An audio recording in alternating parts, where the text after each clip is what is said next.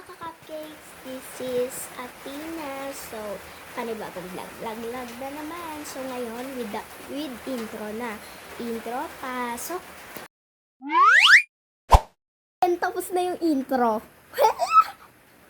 Tapos na yung intro. So, ngayon ko lang ginawa yung intro kasi nga, ngayon lang nga. Kanina nung nagbihis ako nung hapon. Kasi sabi ko, gagawa ako ng intro kasi baka malay mo dumami yung followers ko dyan. Paldo. O, diba?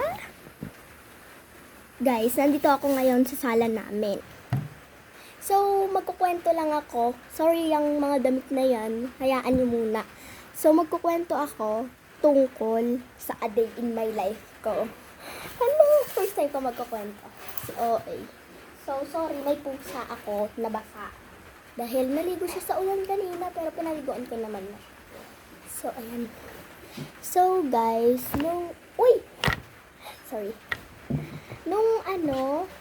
sorry lang.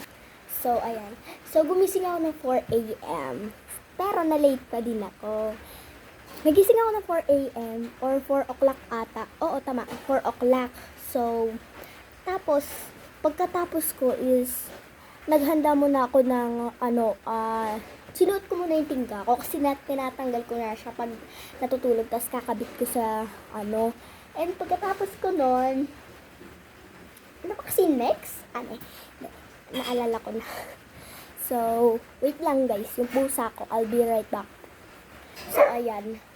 Kasi kanina ginawa ko, pagkatapos, tinawag na ako ni Daddy, sabi niya, ready na yung heater, maligo ka na sa, tapos sabi niya, isa mo maligo kasi baka mamaya masarapan gano'n naman sa pagligo. Huwag masyadong magastos dahil sayang sa kuryente. Sabi niya, pwede na ba yung shower? And sabi niya, okay na daw. Yan, tapos, pagligo ko, naligo ako. And soap, and 40 minutes akong naligo. So, ilang minuto yun. Ilan yung nasasayang ko. So, ang sabi ni mama ko is bilisan ko daw maligo. Di bilisan ko. At ayan na nga mga te, nadulas ako. Nung Diyos ko. So, kaya, ang ginawa ko is, alam niyo na. Siyempre, ang ginawa ko, tumayo. Alam naman, uupo pa din ako. Andiyan naman yung pusa ko. Doon cuddle po pangalan niya. Babae po kasi siya. Dapat cuddle po. Pero babae siya, kaya cuddle. So, back to the story. So, ayun na nga. Nasugatan ako, ang sakit. Ay, hindi naman talaga ako nasugatan.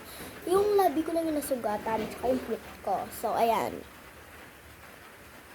Meron yan sugat, guys. Mamaya, papakita ko. So, ayan. Ito yung sugat. Wait lang. So, di ba nadulas nga ako? So, ayun. Kumain na ako. Cheche-boreche. Kumain na.